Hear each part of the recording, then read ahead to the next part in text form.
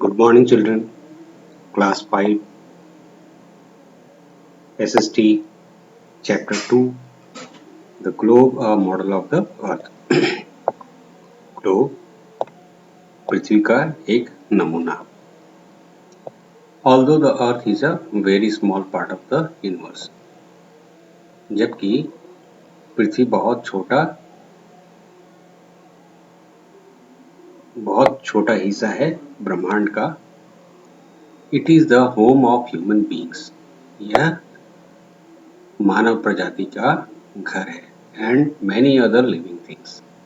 और बहुत सारी दूसरे जीव जंतुओं का भी. In this chapter we will read about the globe. इस चैप्टर में हम लोग ग्लोब के बारे में पढ़ेंगे. कॉन्टिनेंट्स एंड ओशियंस, महादेश और महासागर के बारे में पढ़ेंगे. पैरेलल्स ऑफ लॉन्गिट्यूड्स, लॉन्गिट्यूड के समानांतर पढ़ेंगे. एंड मेरिडियंस एंड लॉन्गिट्यूड, और मेरिडियन लॉन्गिट्यूड के मेरिडियंस पढ़ेंगे. The globe.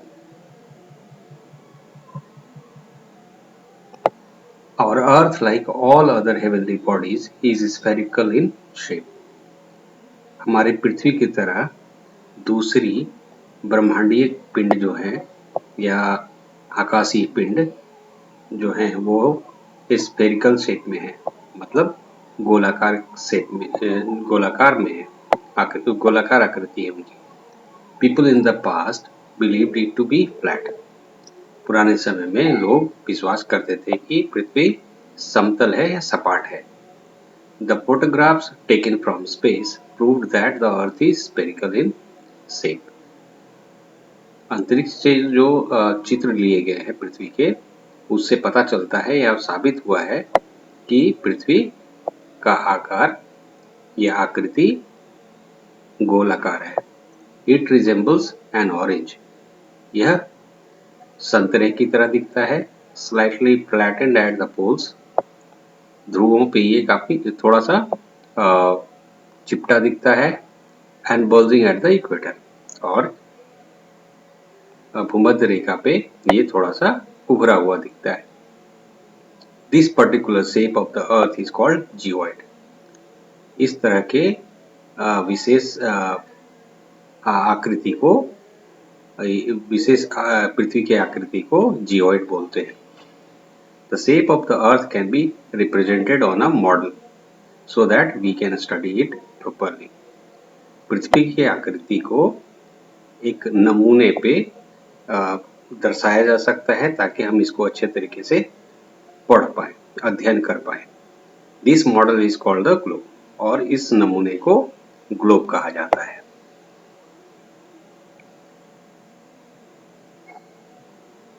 You might have seen this kind of picture in your this kind of thing in your school or somewhere else in offices. This is a picture of globe. ये एक globe का picture है. इस तरह की चीज आपने, इस तरह का नमूना आपने देखा होगा अपने स्कूल में या कई बार किसी ऑफिस में देखा होगा आपने. The most accurate world map is a globe. सबसे सटीक या सबसे सही जो दुनिया की मानचित्र है, दुनिया का मानचित्र, वो है globe. Globe of the planet earth. पृथ्वी का जो सबसे अच्छा मानचित्र है या नक्शा है वो है globe. One way to look at the world is by looking at a globe. एक तरह से अगर हम ग्लोब को देखते हैं तो हम पृथ्वी को देखते हैं. अगर हम पृथ्वी को देखना चाहते हैं तो ग्लोब को देख सकते हैं. A globe is a round model of the earth. Globe जो है एक गोल नमूना है पृथ्वी का. By looking at a globe and spinning it around, globe को देखकर और इसको घुमाकर, we can see all the areas of land. हम पृथ्वी के सारे क्षेत्र को देख सकते हैं. एंड वाटर इन स्केल, और पानी को नाप के पैमाने पे देख सकते हैं. So they are exactly true to their real shapes and sizes. इसलिए वो सही मायने में अपने वास्तविक आकृति और आकार में दिखते हैं. All the countries shown are in true size relative to each other. सारे देश जो हैं वो सही आकार में एक दूसरे के सापेक्ष दिखते हैं. A globe helps us to study the earth. Globe जो है हमें पृथ्वी का अध्ययन करने में मदद करता है. We can easily locate the ocean and continent on it. हम बड़ी आसानी से महासागर और महादेश को इस पे खोज सकते हैं या उसका पता लगा सकते हैं. But it is not possible to see the whole earth. मगर पूरी पृथ्वी को देखना संभव नहीं है at a time on the globe. एक बार में ग्लोब पे. एक बार में ग्लोब पे पृथ्वी को देखना, पूरी पृथ्वी को देखना संभव नहीं है. We can see only half of it at a time. एक समय में हम पृथ्वी का आधा हिस्सा ही ग्लोब पे देख पाते हैं. The other half can be seen by rotating the globe around a rod. और दूसरा हिस्सा जो है वो हम पृथ्वी ग्लोब को एक रॉड पे घुमाने के बाद देख पाते हैं. That passes through two extreme points. और जो रॉड होता है वो दो बिंदुओं के बीच से गुजरता है.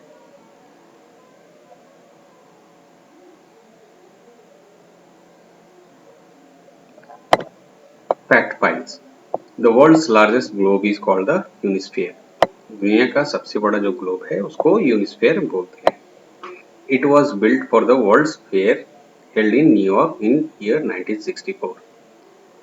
न्यूयॉर्क में 1964 में एक मेला लगा था, उसके लिए इसको बनाया गया था.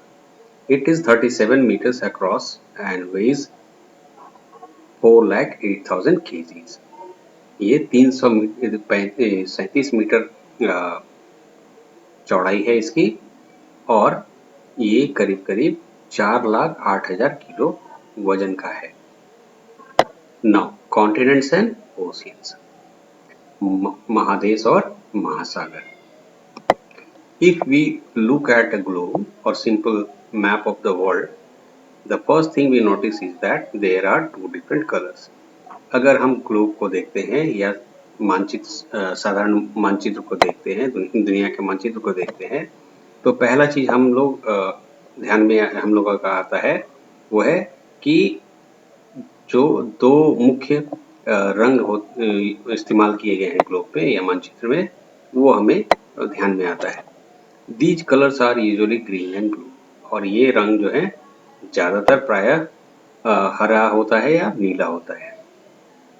The green area is land. हरा रंग जो दिखाता है वो दर्शाता है जमीन को. And the blue area is water. और नीला रंग जो है वो पानी को दर्शाता है. There are 4 major oceans. दुनिया में 4 मुख्य महासागर हैं. पहला है द पैसिफिक ओशियन, दूसरा है द अटलांटिक ओशियन, तीसरा है Indian ocean and the fourth है Arctic ocean. Some geographers identified another ocean named as the Southern Ocean or the Antarctic Ocean. कुछ भूगोलविदों ने एक और महासागर का खोज किया है, यह पता लगाया है, जिसको साउदर्न ओशियन या दक्षिणी महासागर कहते हैं या फिर उसको अंटार्कटिक ओशियन भी कहते हैं. While others believed it to be an extension of the 3 oceans. लेकिन कुछ और लोग ये विश्वास करते हैं कि ये 3 महासागरों का ही विस्तार है, जैसे पैसिफिक ओशियन का, द अटलांटिक ओशियन का और इंडियन ओशियन का. The Pacific Ocean is the largest ocean. Pacific Ocean प्रशांत महासागर सबसे बड़ा महासागर है. While the Atlantic is the biggest ocean. और अटलांटिक जो है ये काफी व्यस्त महासागर है. यहाँ व्यापार वगैरह ज्यादा होता है, बड़े बड़े जहाजों का आना जाना लगातार बना रहता है. इसी वजह से ये काफी बिजी रहता है, काफी व्यस्त होता है। यहाँ आप इस ग्लोब में देख रहे हैं,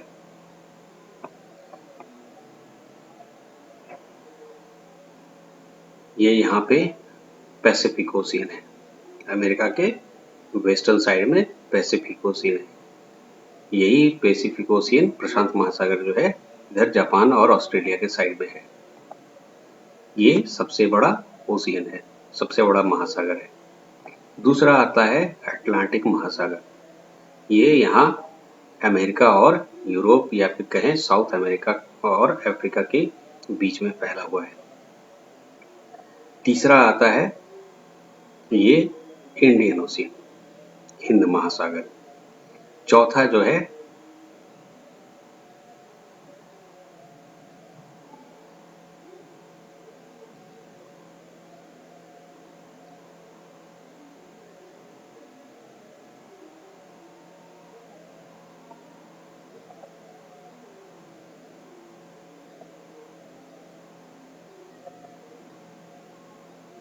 आर्कटिक ओशियन।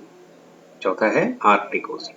आर्कटिक ओशियन जो है उत्तरी ध्रुव के आसपास में है, यहाँ पे इसको बोलते हैं आर्कटिक ओशियन।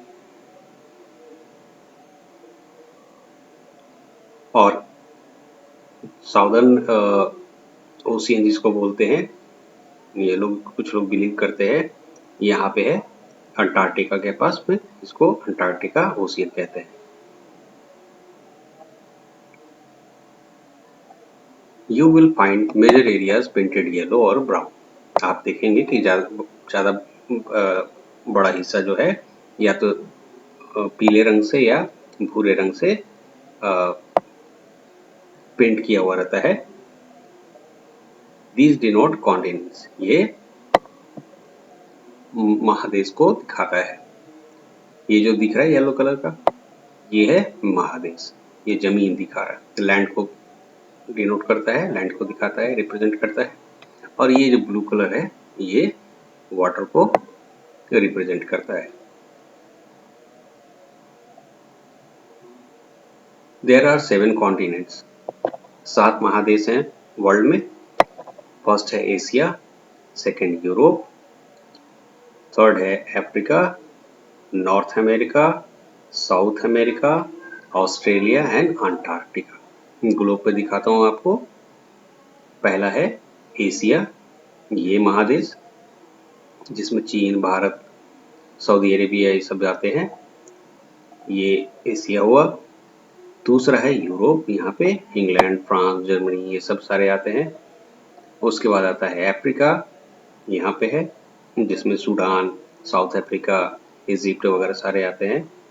उसके बाद आते हैं नॉर्थ अमेरिका, जिसमें कनाडा, यूएसए, मैक्सिको इत्यादि देश आते हैं। उसके बाद आता है साउथ अमेरिका। साउथ अमेरिका में अर्जेंटीना, ब्राजील, चिली वगैरह देश आते हैं, वेनेजुएला ये सारे देश आते हैं। उसके बाद हम लोग मूव करते हैं ऑस्ट्रेलिया। ये ऑस्ट्रेलिया महादेश है, अपने आप में छोटा सा महादेश। उसके बाद ये बड़ा सा जो महादेश है ये अंटार्कटिका कॉन्टिनेंट है, ये पूरा का पूरा बर्फ से ढका हुआ रहता है।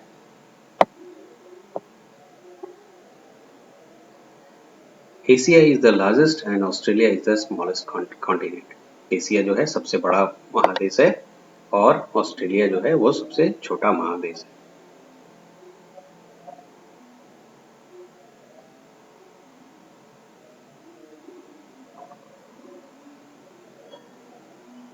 You will also notice some vertical and horizontal lines on the globe. आप ये जो ग्लोब दिख रहा है इस पे आप कुछ लाइनें लंबवत दिखेंगी आपको और कुछ जो है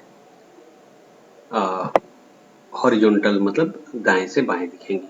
ये लाइन कुछ कुछ दिख रही हैं आपको, ये है लॉन्गिट्यूड और ये लाइन जो है सीधी लाइन जो खींची हुई है, यहाँ से भी लाइन खींची हुई है सीधी, इनको बोलते हैं लैटिट्यूड्स। यहाँ पे गोल पे दर्शाया गया है, ये लैटिट्यूड्स हैं। तो ये वर्टिकल एंड हॉरिजॉन्टल लाइंस है ग्लोब पे।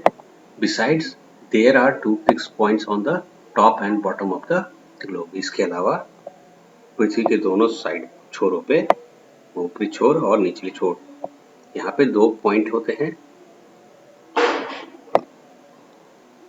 These fixed points are North Pole and South Pole। ये ऊपर ऊपर के छोर पे जो पॉइंट होता है वो होता है नॉर्थ पोल, उत्तरी ध्रुव, और नीचे बॉटम साइड में जो पॉइंट होता है उसको बोलते हैं साउथ पोल, मतलब दक्षिणी ध्रुव। Now imaginary line exactly in the middle of the two poles is called the equator।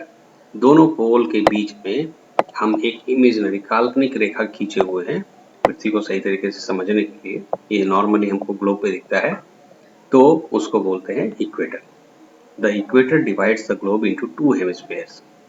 ये भूमध्य रेखा जो है, भूमि के बीच का जो रेखा है उसको बोलते हैं इक्वेटर। तो ये इक्वेटर पृथ्वी को 2 बराबर हिस्सों में बांटता है, जिसको गोलार्ध बोलते हैं। The northern half is called the northern hemisphere। जो उत्तर का आधा हिस्सा होता है पृथ्वी का, यहाँ पे आप अच्छे तरीके से समझ पाएंगे, बीच से जा रहा है ये इक्वेटर। ये गोला है, पृथ्वी एक गोल है, गोले की तरह है, और एकदम बीच से ये इक्वेटर जा रही है। ठीक है, अब इक्वेटर से ऊपर का हिस्सा, ये आधा हिस्सा जो है, ये नॉर्थ पोल की तरफ, पोल का हिस्सा है, और इक्वेटर के नीचे का हिस्सा ये जो है पूरा, ये साउथ पोल का हिस्सा है। इसी वजह से हेमिस्फीयर में जब बांटते हैं इसको, तो इसको बोलते हैं नॉर्दर्न हेमिस्फीयर, और नीचे वाले को बोलते हैं southern hemisphere. The northern half is called the northern hemisphere and the southern half is called the southern hemisphere। पृथ्वी का आधा हिस्सा, उत्तरी आधा हिस्सा को हम लोग उत्तरी गोलार्ध कहते हैं, और पृथ्वी के दक्षिणी आधे हिस्से को दक्षिणी गोलार्ध कहते हैं।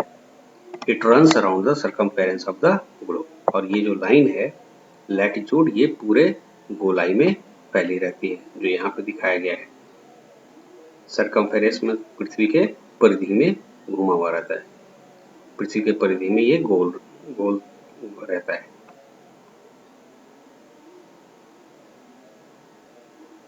In other words, the equator refers to the Earth's equator। दूसरे शब्दों में अगर कहें तो इक्वेटर पृथ्वी के इक्वेटर को या भूमध्य रेखा को दिखाता है।